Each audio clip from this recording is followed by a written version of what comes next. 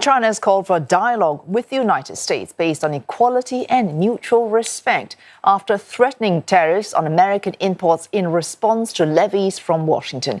Despite tensions that continue to build, the US president says he is in no hurry to speak with his Chinese counterpart.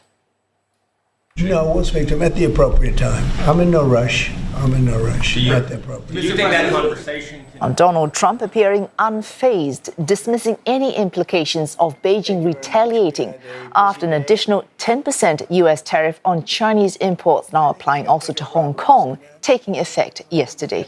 China also slamming Washington for what it called unreasonable suppression after the US Postal Service temporarily suspended international packages entering from China and Hong Kong. This will stay in place until further notice, with no effect on letters and packages falling within a certain size. And for more, we're joined live by CNA's Si Hui in Beijing. Si Hui, no word from Beijing about any call between the US and Chinese presidents. What else at this point has Beijing what has Beijing said about all these recent developments?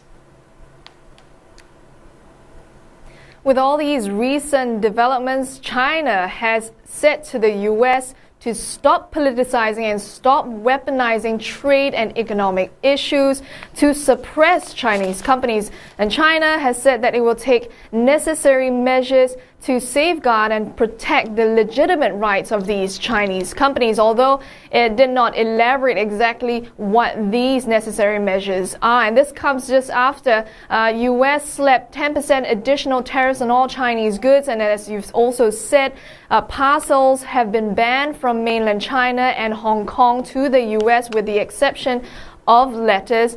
And so all of these coming off the back of the fact that U.S. is blaming China for its fentanyl crisis domestically. And this was what the China's Foreign Affairs Ministry has to say in response to that.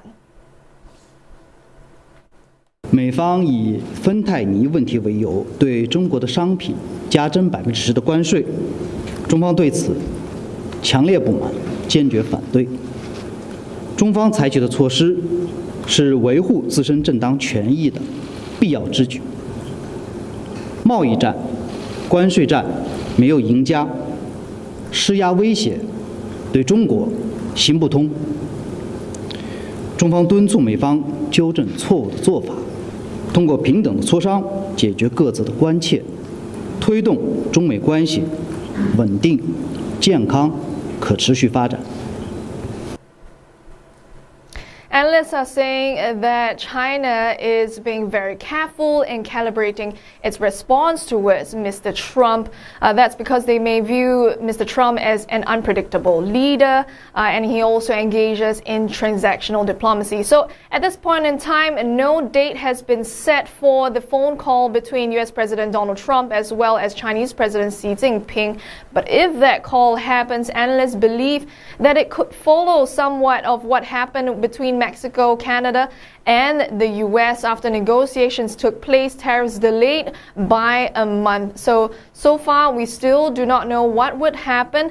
But if that's the case, it could set a precedent for what China-U.S. talks may be. But so far, China says that it is looking to launch a case with the World Trade Organization to challenge these tariffs.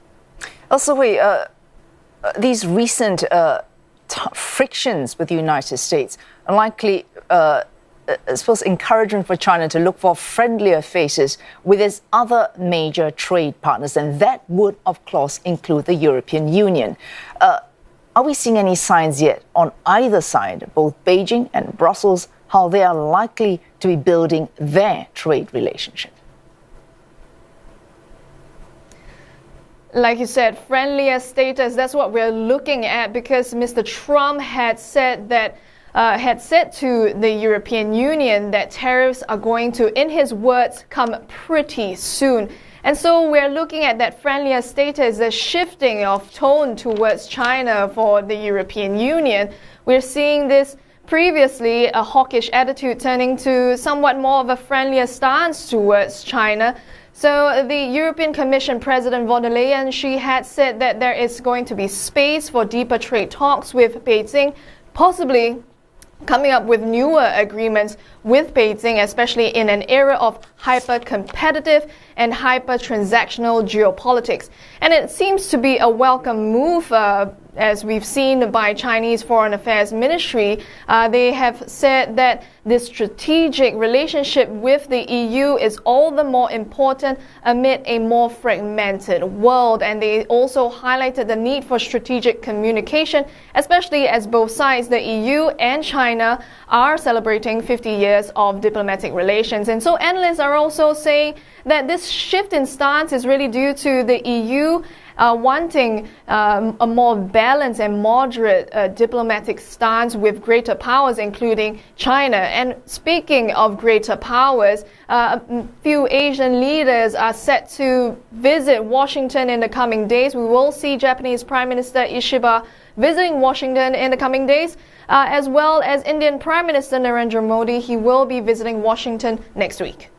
Oh, thanks for that, CNA's Tan Si Hui there, explaining how a more combative Washington could be forcing a shifting of allegiance in global trade relationships. Tan Si Hui live there in Beijing.